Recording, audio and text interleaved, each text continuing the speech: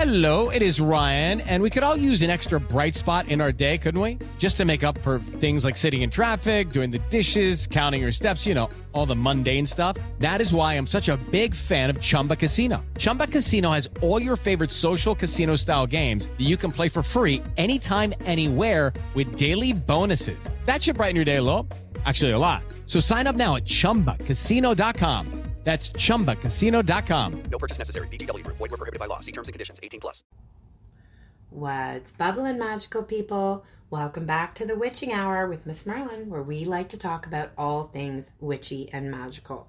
Thank you for coming back. I am, of course, Miss Merlin, or Kimmy, or Kiki, Keek to my very close friends. And today we are talking about Dionysus. Yay! I love Dionysus. All right, so I'm going to start with a little poem. So Dionysus, God in vines, crowded in twisted ivy, God in the rising sap and fermenting wine, dance with me through the mountains, speak through the chants and swirling ecstasy, inspire words, enough to describe the complexity. So since we discussed Beelzebub last week, I thought we would talk about Dionysus, because Dionysus is one of the deities that's very associated with this season and the season of spring as well. So Dionysus, or Dionysus, also known as Bacchus in Roman, is one of the most respected deities in the Greek pantheon. Very misunderstood. Some people simply see him as a hedonist. Those are the ones who really don't understand him or his message. Many see him as a Roman hero because he spent his life traveling, teaching the art of winemaking, helping those in need, and all over just having a blast doing it. As he traveled, his following grew larger and larger, which is why you see a lot of artwork depicting him with wine in orchards, in very pleasureful settings, in a lot of festivity, theater associations, ecstasy, vegetation, madness, wild frenzy.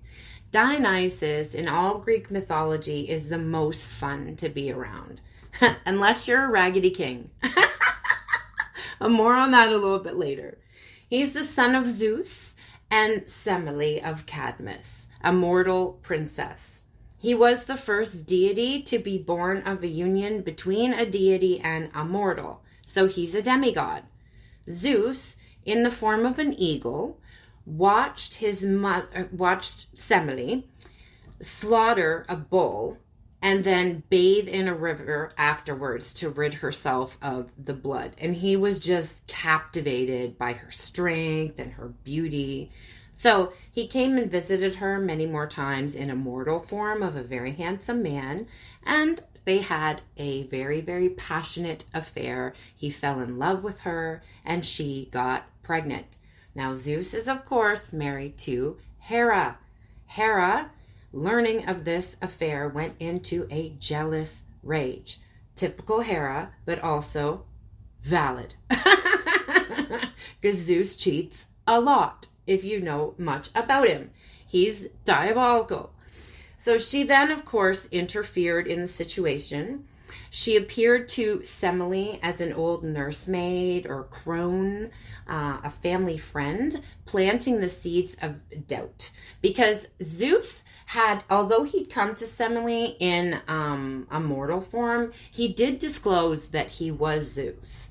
So when Semele was talking to the old nursemaid, she was saying how she had lain with him, and the nursemaid, Hera, in disguise, started planting these seeds. Like, well, how do you know? How do you know it was him? So then she went to her sisters for validation. And instead of giving her that validation that, yes, of course he's Zeus, of course he is, no, they mocked her and defiled her name because they were jealous, vile little you-know-whats. And they spread vicious rumors that she had just lain with a married man, and she, of course, also out of wedlock. That was a big taboo, and she was claiming it to be Zeus so she could get away with it. And so when Zeus next returned to Semele, she was really, really upset. And she said that if he really loved her, she would grant him one request.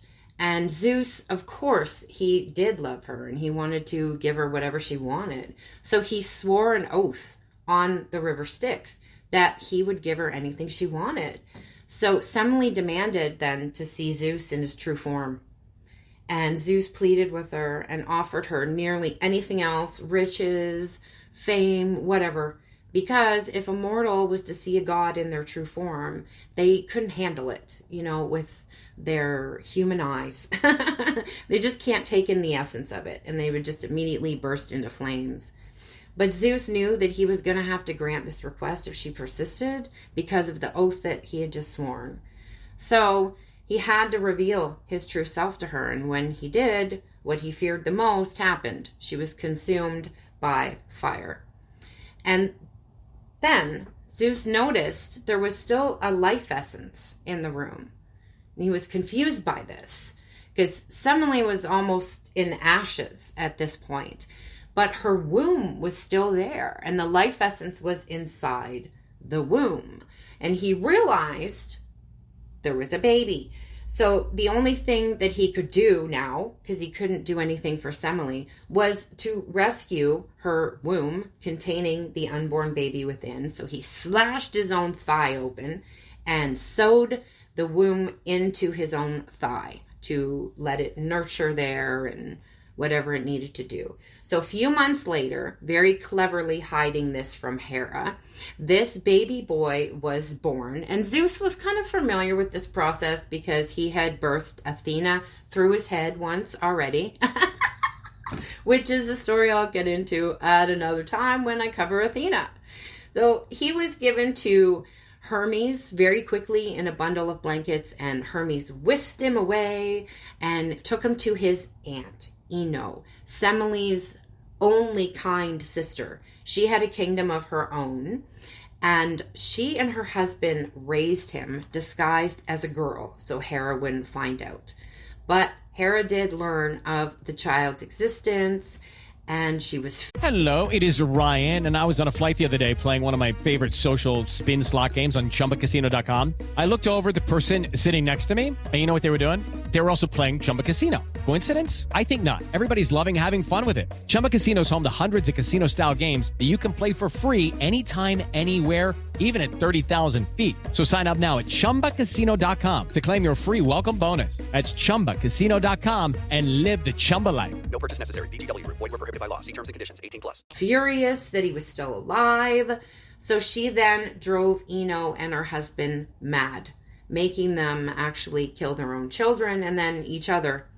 So Dionysus, then with no guardians, was given to the satyr, half man, half goat thing, Selenus, and the nymphs of Mount Nisa, the Hyads or Nisiads. These nymphs would later be placed among the stars in the constellation known as the Seven Sisters or Pleiades.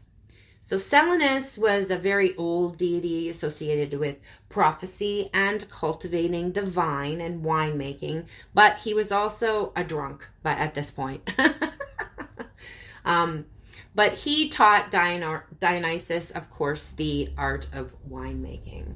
So Dionysus is often depicted in one of two ways. Either a young-haired man, kind of effeminate, long hair, or looking very masculine as a bearded elder kind of god.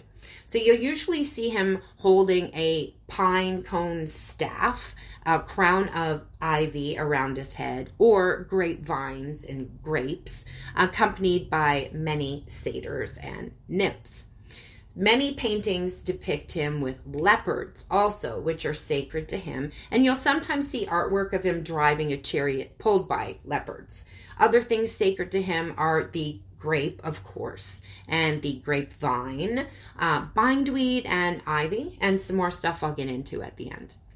There is also another myth of Dionysus being torn apart by the Titans after his birth in a significant and dramatic episode, primarily associated in the Orphic tradition, which was a mystical kind of religious movement in ancient Greece.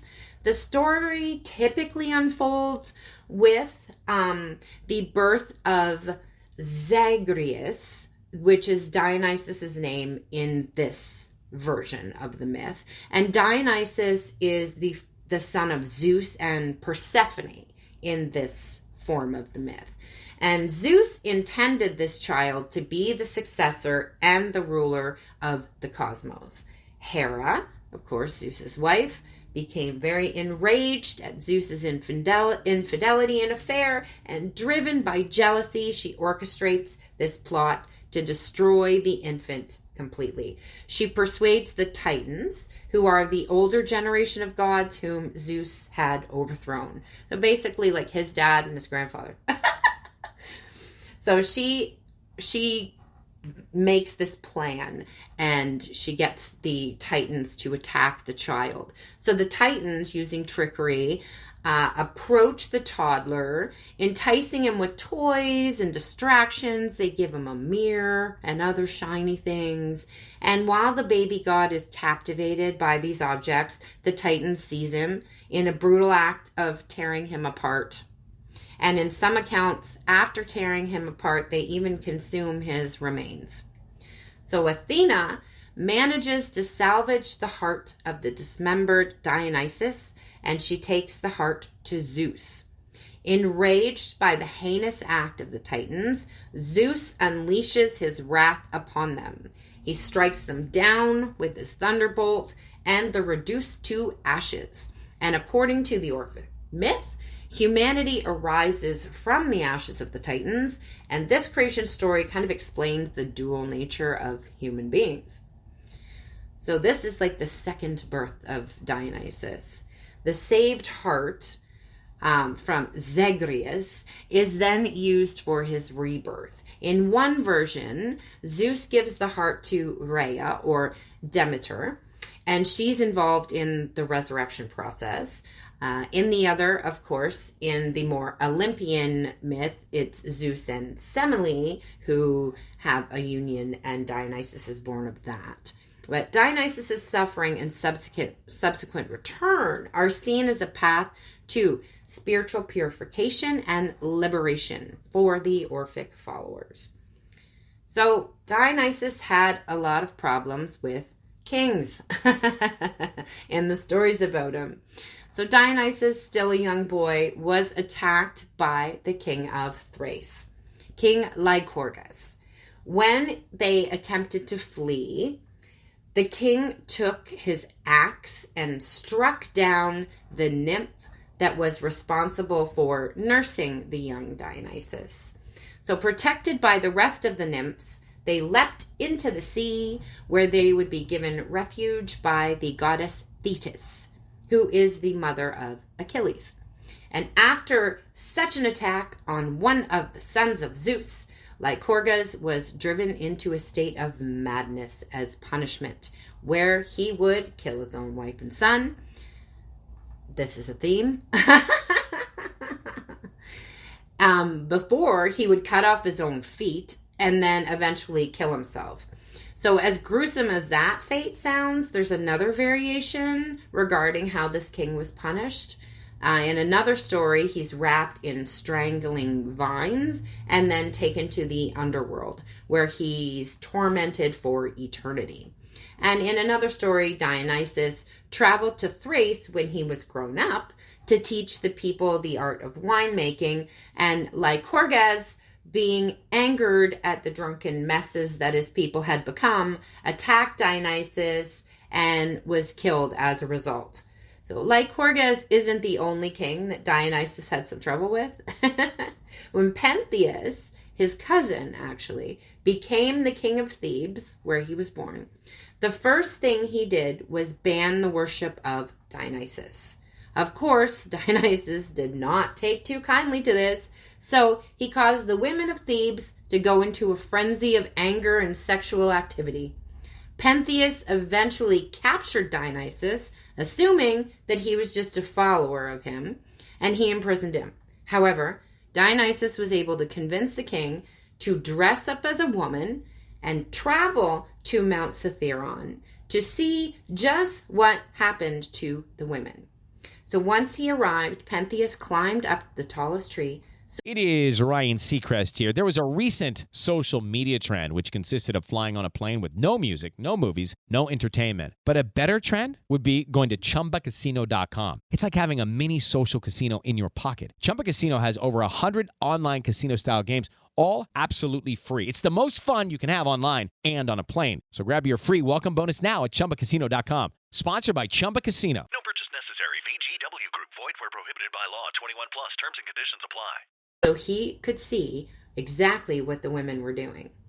In their maddened, frenzied state, the women mistook the king for a wild animal. So pulling him off the tree, they tore him apart limb from limb. Ironically, the first of the women to attack Pentheus was his own mother, who only realized what she'd done upon returning to the city and kind of coming out of her trance-like state. So he also had some encounters with pirates that didn't go so well for the pirates. In a well-known myth, Dionysus was captured by the pirates, and they intended to sell him into slavery. But the god caused vines to overgrow their ship, and as the crew were frightened and started jumping overboard, he transformed them into dolphins. So one of the most famous and extensive accounts of Dionysus' travels is leading an army of satyrs and maenads. I'll define that for you shortly. And demigods. He is said to have conquered various Indian kingdoms, founded cities, and established laws. He's also credited with introducing wine to the Indian people and teaching them agriculture. Some accounts suggest that his campaign over there lasted several years. So since Dionysus was a party animal, my guess is that he had several lovers as he traveled along. But he did find his counterpart, who he adored, and he married. So after killing the Minotaur, Theseus was promised one of King Minos' daughters as a reward. And he took Ariadne. But he eventually decided that he no longer wished to marry Princess Ariadne, so he abandoned her on the island of Naxos, which is where she was found by Dionysus on his travels, who fell in love with the princess and decided that she would be the woman that he would marry, his equal. And in their union, they had 2 children. But Ariadne's life wasn't exactly the easiest after she gave birth. Ariadne would be killed either by Artemis or Perseus, depending on the legend. But she wouldn't remain in the underworld for very long, which does lead me to my next story.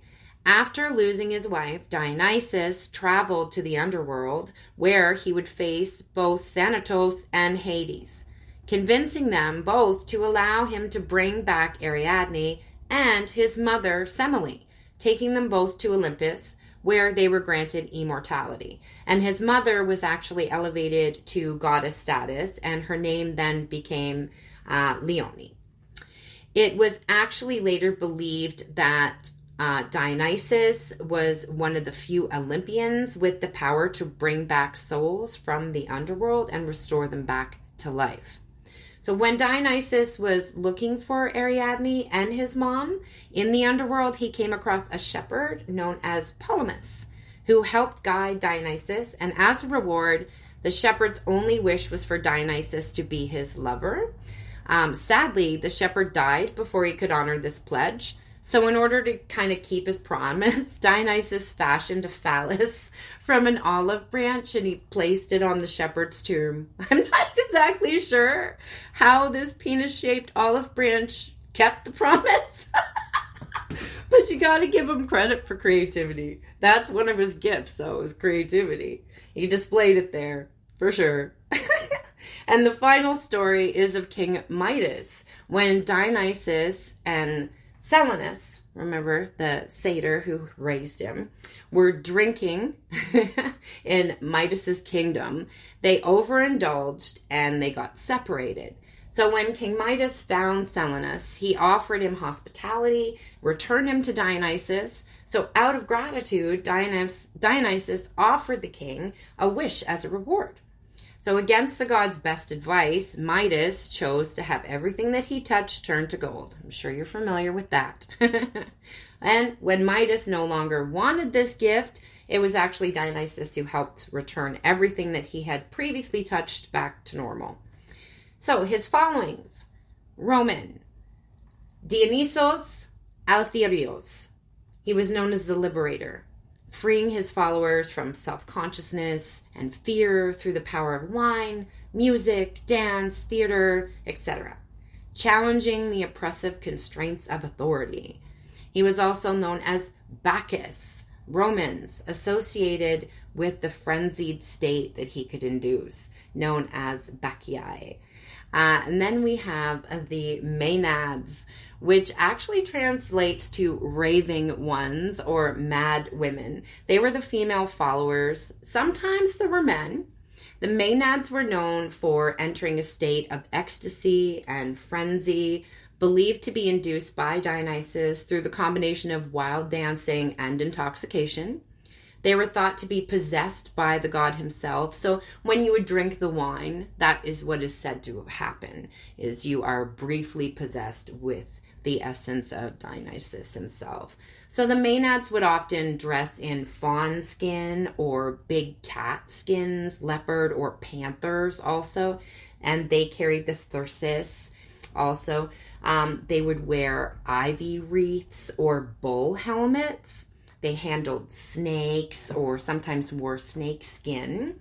They were often depicted as having superhuman strength, capable of tearing apart animals or even people with their bare hands.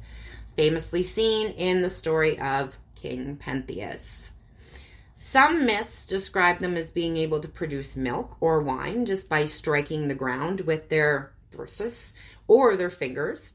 And in different regions of Greece, they're also known as the Bacchae, the Barasids, the Theades. The term Maenad was also applied to women in mythology who resisted the worship of Dionysus and were subsequently driven mad by him, forced to participate in his rites against their will. In later references, the Maenads were also found as priestesses of the Dionysian cult, or also mythological references to the nymphs who nursed Dionysus. There's also a lot of cross-references too, that Dionysus being compared to Osiris in Egypt, also Jesus. There's some other pantheons that are also similar, and some comparisons even claim them to be the same individual. So comparisons between the Greek god Dionysus and Jesus Christ have been made for centuries, with some scholars and mythologists pointing out potential parallels, while others strongly refute them. So first we have the divine birth. Both are sometimes referred to as sons of God, both born of a union of a deity and a mortal. Claims of a virgin birth, though, for Dionysus are not supported in any classical mythology that I found. So both figures were associated with a cult following that were viewed with suspicion in some of their time. The wine association: Dionysus was the god of wine and wine cultivation. Jesus famously turned water into wine. Some see this miracle as a potential link. So the death and return, the dismemberment story and subsequent restoration or rebirth, which has also been compared to Jesus's death and resurrection. However, Dionysus's resurrections vary in telling and don't involve a promise of a resurrection to followers. So we also have some pointing to Dionysus's association with liberating the marginalized, so women, the poor, and Jesus's often similar behavior. And the purpose of their teachings differ a little bit, though. The core message and purposes of their stories are fundamentally different. Jesus' teachings focus on love, forgiveness, salvation through sacrifice. Dionysus is associated with revelry, ecstasy, joy, and the life-giving power of nature. So then we have Osiris. So they are both also gods of wine and fertility. Both deities had strong associations with cultivating the vine, viticulture, and the fertility of the land. The myths of both gods involve death and subsequent return to life or significant transformation. Osiris was famously murdered and brought back to life, although he became the ruler of the Egyptian underworld. Dionysus, in his Zagreus aspect, was dismembered and reborn. This theme of death and rebirth is a key parallel between those two. So also the connection between the underworld. Both gods have that connection.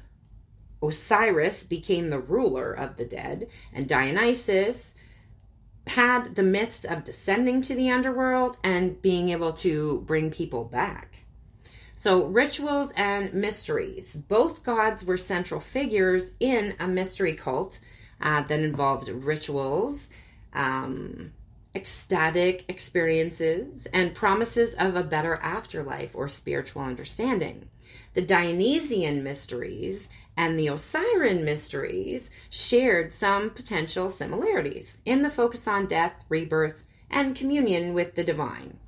So the dismemberment stories also. Some versions of Dionysus's myth, Zagreus, involve his dismemberment, which mirrors the story of Osiris's body being scattered to pieces by Seth. The sacred times to honor Dionysus. So back in the ancient times, his sacred times were marked by really vibrant festivals, each with really unique character and significance. Some of the most important ones in the city of Dionysia, held in late March, early April. So the month of Alphabolian. This was the most prestigious of the Dionysian festivals. It was in Athens. It was grand. It was a multi-day thing featuring elaborate processions, bringing sacred statues of Dionysus into the city. These processions often included the carrying of very phallic-looking objects. There was competitions in tragedy, comedy, and poetry. This festival was central to the development of what is theater now. So civic ceremonies and sacrifices. It attracted visitors from all of the Greek world and served as a showcase of Athenian cultural and political power. So the Lanaya, celebrated in January, February. This was a winter festival, also in Athens. It also featured dramatic competitions, comedy, often emphasized more, though, than tragedy in this festival. It provided an opportunity for newer playwrights to present their work. So in rural Dionysia, so in the areas outside of the city, there were also a series of smaller festivals that depended variously on region. Some of these happened in December and January also. They varied in scale and content depending on how many people were in those regions. There were processions, singing, dancing, theatrical performances were very common. It's also believed that these rural festivities were precursors to the grander city, Dionysia, right? They also had the Anthesteria, which was a 3-day festival, which took place in late February, early March. It focused on the theme of new wine and the coming of spring. So Pitholia, which was opening of the new vine. The first day involved opening of the new wine and offering libations to Dionysus. And then there was Bacchanala. This was in the Roman world. Festivals dedicated to Bacchus were known as Bacchanalia. Hello, it is Ryan, and we could all use an extra bright spot in our day, couldn't we? Just to make up for things like sitting in traffic, doing the dishes, counting your steps, all the mundane stuff. That is why I'm such a big fan of Chumba Casino. Chumba Casino has all your favorite social casino-style games that you can play for free anytime, anywhere with daily bonuses. That should brighten your day a little. Actually, a lot. So sign up now at ChumbaCasino.com. That's ChumbaCasino.com. No purchase necessary. VGW Group. Void where prohibited by law. See terms and conditions. 18+. These often involved ecstatic and sometimes secretive rituals, which could lead to their suppression by the Roman authorities due to the concerns about public order. There were also smaller local festivals beyond the city limits. And also regions across Greece would have had their own local celebrations in honor of Dionysus throughout the year, often tied to the agricultural cycles, particularly the grape harvest that would have to do with the orchards. So the timing of the Dionysian festivals was often linked, like I said, to agriculture. The rituals often involved processions, sacrifices of animals, and there's actually some accounts in old tablets maybe of humans, but mostly bulls or goats because they were considered sacred to Dionysus. There was music, dancing, the consumption of wine, of course, ecstatic practices such as frenzied dancing and revelry. This was a key part of many Dionysian celebrations, aiming to achieve that state of communion with the god. Like, they were ancient raves is what they were. Music festivals. Yeah. There was a lot of wearing of masks and costumes too. The drama masks, that's where that comes from. Particularly, they would wear animal skins and ivy wreaths. Those were also very significant to the Dionysian rituals. In the modern pagan calendar, there's no real specific day, or there's no day of the week that is sacred to Dionysus, but they do recognize, some do, neo-pagans, modern paganism.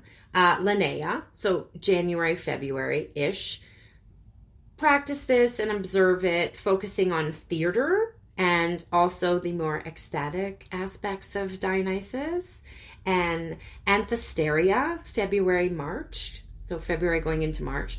This festival is for new wine and also sometimes observed with a focus on wine tasting and the beginning of spring. And in Dionysia in March and April. Modern observances, there's still theatrical performances or gatherings focused on art and revelry. So if you want to work with Dionysus, know he does have a bipolar aspect because he does bring that joy and wonder and awesomeness. But there also is that darker aspect of him. And in some stories that I didn't get to today, just due to time constraints, there is a rage aspect of Dionysus also. So as a deity, though, he is very fun-loving. He helps you see the beauty in enjoying life. He's creative, very trancy, prophecy, pleasury, full of ancient knowledge and wisdom. He reminds you it's okay to have fun. I know that he helps me with my performance aspect, as an influencer or what I'm doing here right now. His wine association also, though, to me is kind of hilarious because he was very instrumental in helping me get sober. right? Because I've talked to you guys about it. I don't hide from it. My struggles with addiction that I had in the past. I've been sober for a long time now. And a lot of that is thanks to my connection with Dionysus. I did, though, first meet him in my old rave days. But he did help me find that freedom and confidence essence without substances. He's a reminder of equilibrium. You can't have too much fun without darkness, and you can't work too hard without having any joy. If you have any sexual trauma, he can be really helpful with healing that, helping you heal that, bringing you revelations that can help you heal that. Or any limiting beliefs around sex or sexuality that you might have. His rebirth association can really be helpful to you if you're starting something new or you are reinventing yourself, because you can do that in your life as many times as you want, right? There's no rules. So when I first started working with him, I am definitely a way different person, you know? And that's a really, really wonderful thing. So his darker side is madness, of course, debauchery. He does have a rageful aspect. There is overindulgence, right? And substance abuse also. Symbols of the grapevine, also ivy. His signature staff, the thyrsus, which is the fennel stalk, usually with a pine cone on top, adorned with ivy wrapped around it, and sometimes with like dripping honey. It served as a symbol of blessing or as a weapon to defend his followers and the freedoms that they represented. So those who partook in the sacred rites were said to be possessed and empowered by the deity himself. Wine, as I mentioned, played a central role in the cult of Dionysus, as it was seen as the earthly manifestation of him, or his blood, right? So that's another association to Jesus Christ too, because in that in church, this is my body, this is my blood, and taking that brings you closer to Jesus, right? It's the same with Dionysus. The wine is supposed to be his blood, okay? Bringing you closer to Dionysus. So his animal associations are leopards, panthers, the bull, serpents, magpies, and wild horses. Colors associated to him: pink, red, green, the color of grapes, of course. The deep, like, browns also, and like the purples also. So we have wine, grapes, dance, singing, trance, the magpie's wings. Always, if you're offering wings or anything like that, naturally shed, please, thank you. Beauty, there's beauty in darkness, so we offer that to him, that we understand that. And also anything that sparks you, not necessarily things that he would enjoy, right? If you're making an altar space for him, because he's not about, finding his joy. Well, he is for himself, but with you, he wants you to find your own joy, right? That's what he wants for you. It's the biggest way to honor him, to find joy, to find freedom, to find the beauty in your life. Presence. That's the biggest thing, being present. He doesn't like to be ignored. So, and if you are going to ignore him, he's going to show you his dark side. Don't step to him if you aren't ready to do the work that he's going to present to you. You could have, if you want to connect with him, you could have a dance party with yourself. That's always a great way. Like I said, that's the first time I ever connected to him was in my rave days. So put on something that you can move to. Wear something that makes you feel sexy, or wear nothing at all, even better. You could drink some wine. Of course, we don't overindulge, okay? Because that's not what he's about. That's one of the ways that he's misunderstood. Everybody thinks he's about the hedonism and the revelry and the party, and he is, but he is responsibly. That's the thing, right? There has to be a balance. There has to be an equilibrium. He wants us to stop taking ourselves so seriously and to have fun, especially in this grind society. So something you may find interesting is the energy of Dionysus, really.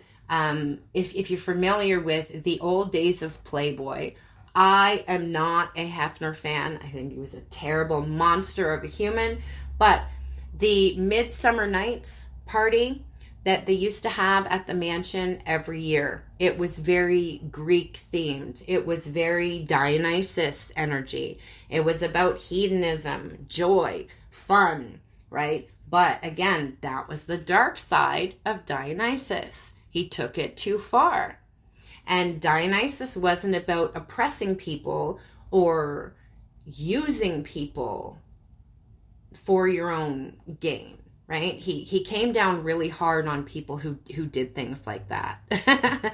So if that's the energy that you're approaching him with, where you just want him to maybe do bidding or something like that, that's not going to work out well for you. I'll just tell you that now. So he wanted me to end this with giving you a little bit of guidance from him in this moment, whenever you are connecting to this, whenever you are listening to this, okay? And take what resonates as always and leave what doesn't. I also have my really, really cute Dionysus deity heart that I made for him. If you want to check those out, those are all on my social media. I will link all of those things below. My link tree will be below there too. If you want to book a personal reading with me or a service, all my services and pricing you're going to find on my social media. I'm most active on Instagram and TikTok. So there's a pinned vid on TikTok and Instagram. It's in my highlights. All right, so let's get to it. So what I'm using for this message today is the Akashic Tarot. And this one is kind of Greek themed. The writing of it is. So this is the one that I was kind of drawn to. And I think it's really funny that he's pulling my attention to the fact that my phone is at 69% battery right now. And that's where you find your power. Your power is in your balance, right? Within your own yin yang, right? I love that. Within your equilibrium. What a beautiful message from him. Thank you, Dionysus. All right. I will also put some pictures associated to him and stuff on my socials, so you can check those out also. So let's get into the message. I am just going to pause it while I'm shuffling because I know some people get irritated by the sound. Okay, sometimes I wish I could show you these because, like I promise, I can't make this shit up. So the first card that we got is the Queen of Forces. Okay. And I don't think it's like, it is important that it's a woman on the front, but it's not just about woman, right? We all have feminine and masculine energy within us, right? Doesn't matter what your gender is or what you identify as. All right. So again, that message of the 69, the yin yang, balancing those two energies, the equilibrium. The Queen of Forces here is depicted as a woman who is balancing the energies of the sun in one hand and the moon in the other, with a river flowing beneath her feet. So it's representing a woman who is bringing balance into her life. Okay. Peace and power, creativity and receptivity. Energies of support also coming towards you. I like this, okay? This is representing you, okay, coming into a greater phase of power and balance with sustainable results in your life. I feel like you may have had some start-stops, okay? You may have tried to start something and it didn't get off the ground, right? A couple times. Whether that has to do with love, whether that has to do with work, abundance, whatever it is, okay? I feel like all of it, okay? All of it applies. Yeah. There is a gift that's coming to you right now because you are learning how to balance these forces, balance these energies, and balance the work play, right? The joy finding the joy in life, but also finding those moments that you have to commit as well. This is really, really good. And with the energies that he's already been, bringing through here, with that balancing and the yin yang, I really, really like this. This is really... Ryan Seacrest here. When you have a busy schedule, it's important to maximize your downtime. One of the best ways to do that is by going to ChumbaCasino.com. Chumba Casino has all your favorite social casino games like spin slots, bingo, and solitaire that you can play for free for a chance to redeem some serious prizes. So hop on to ChumbaCasino.com now and live the Chumba life. Sponsored by Chumba Casino. No purchase necessary. VGW Group. Void where prohibited by law. 21 plus. Terms and conditions apply. Really beautiful. Yeah. So definitely, it being a female in the illustration is significant in saying that you're definitely healing and balancing that feminine energy within yourself. Okay. So again, not about gender, but again, when you balance your feminine energy, your masculine energy also comes into balance, because one can't be balanced without the other being balanced, right? So very significant indeed. I really like that. I think like stepping into your power too, not being afraid of your own power. That's another message of Dionysus, right? It's another thing. Enjoy. That was one of the things with wine. So why people saw the value in it, because you could set your inhibitions down and gain a little bit more confidence, and you could really maybe step into your authenticity a bit more. Okay, not saying you need wine or any substances to do it, because you definitely don't. But that's the message. Next, we have winged messengers coming through. Interesting, there are 2 cards that have to do with birds in this spread. And I did mention that magpies were a sign. So if you've been seeing magpies a lot, or, little black birds, that could be a sign that Dionysus is trying to reach out to you. I think it's also significant the illustrations of which birds are showing up on the winged messengers card. So we have a dove here, which is representing peace. So I was mentioning in the earlier card that you're bringing in more of a state of peace and tranquility into your life, where you are feeling more balanced. I feel this is also your nervous system too, within your body. You've been doing some healing. Congratulations. It's not easy work, and not a lot of people commit to doing it. So the dove bringing you some peace, okay, some time of tranquility, all right, a little bit of ease to some of your worries, okay. We also have the hawk here too. So reminding you to not get pulled into the fray of other people's dramas, okay. So just remember that, all right. Some people may surface or pop up that are just naturally dramatic, they just search for it in their lives. It's almost like they're addicted to it, okay? And don't get pulled into it, all right? And these people just might keep coming up for you to keep fixing problems for them, all right? And they might need to have a bit of karma in this situation, okay? So yeah, take that how it resonates and feel your way through that. Then we also have the clearing the way card here as well. And this shows people on a path, and they're have a horse-drawn carriage here. And there's a big log in the way. And we have light shining on it here, and that, spirit is helping you clear the path here. So whatever might have looked impossible, because just these 2 people, there's no way that they can move this log. Okay. It's really big, fallen tree right across this path. All right. So there's no way they can move this on their own. But the light coming through the trees, letting you know, like, spirit is helping you clear the way right now. The blocks that you might think are there, or that might seem insurmountable, are not, okay? Because anything is possible with that miraculous energy. You just have to allow it in. Again, that receiving, okay? You could be blocking yourself by not feeling that you're worthy to receive, okay? And that could be conscious or subconscious. All right, so again, take how that resonates. Then we have the karmic trench. I hate this card. Every Every time I see it, I'm like, oh no, because it means you're digging yourself deeper into something.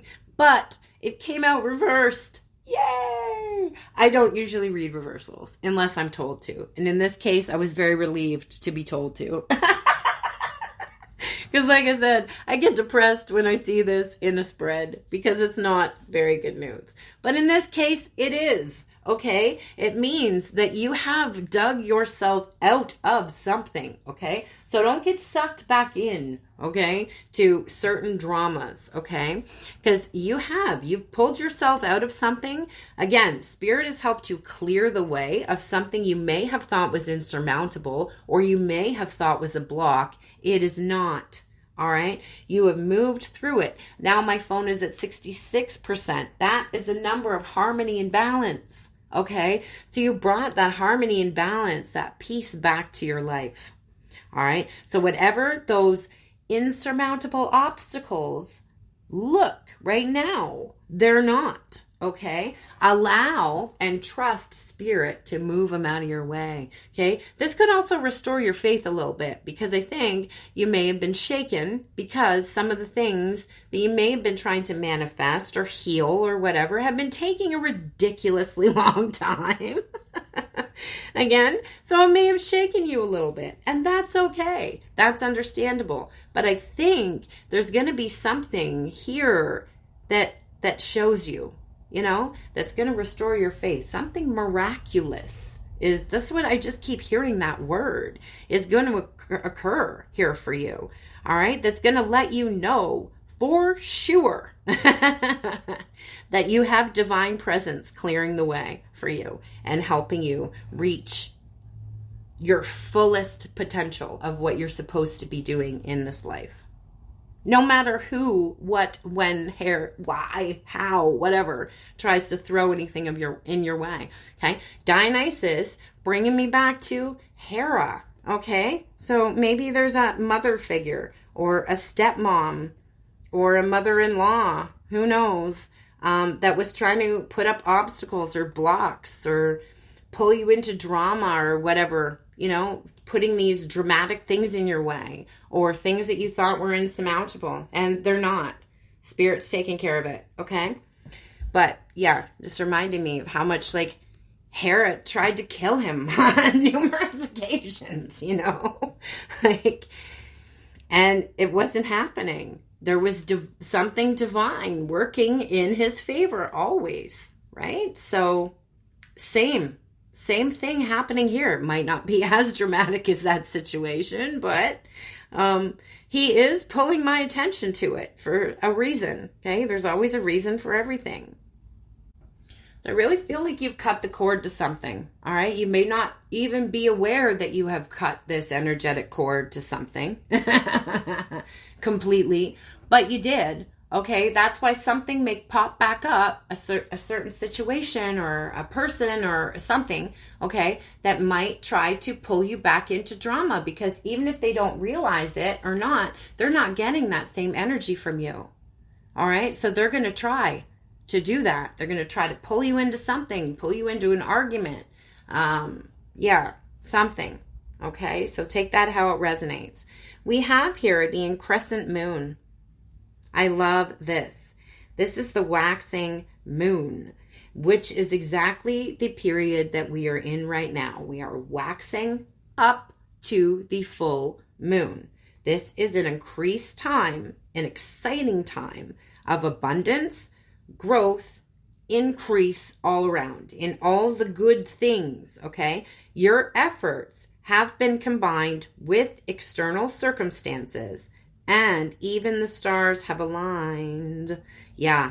If things have been financially tight for you recently, relax. There's going to be a great opportunity of increase and fulfillment coming your way. Yeah. Financially, creatively, and even in your reputation and prestige. So just do the work and get ready to receive. Again, a message of getting ready to receive. Pulling my eyes back to the 66. Right? The harmony. Love this. This is great energy here. You're building something. And what you're building is about to take off, whether you know it or not. All right, so maybe get in some rest and relaxation time, some you time, okay, some Dionysus time. Okay, make sure you're balancing because things are going to get very busy for you, I feel like. All right, so you have to make sure that you are continuing to balance the joy and the play with what comes in busy for you. Okay, I feel like the busy is going to be really fun too, but you can get wrapped up in one or the other too much. So you have to keep that equilibrium. So the last card, like I said, is the bird's nest. So another bird card coming through. So that the connection with birds, very, very, very significant. All right. Getting a lot of synchronicities that way. Spirit is really speaking to you through those synchronicities. And again, you're building something here. The bird's nest, building something. There's also a butterfly on this card, so signifying that rebirth energy. Again, so tied to Dionysus. I love it. Ooh, this is such great energy. Yeah. And what is depicted on the card is a mother robin feeding 3 babies. Okay. So there may be 3 things that you're nurturing right now. Okay. Number 3 could be significant in some way. Might not be. But yeah. And those don't have to be actual babies, right? Okay. Nurturing something. Something creative, obviously, because we're connecting to Dionysus. Yeah, but something's about to take off. And this beautiful spring energy, too. It's right where we are right now. Yeah, everything is bang on. I think if things have been moving slow for you, they're about to start moving very fast, okay? They're drawing my eyes back to that card with the horse and buggy on it. So even though it appears that there's this big log blocking the path, the divine hand, okay, is going to come down and just move it out of the way, in whatever way you connect to that. So for me, it's like Thor's going to pop down and just push it out of the way.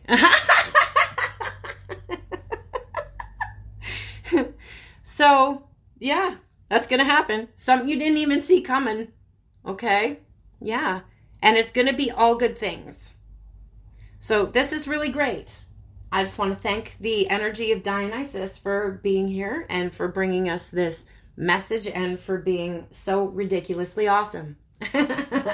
One of my patrons, again, like I said, I've been working with him for years.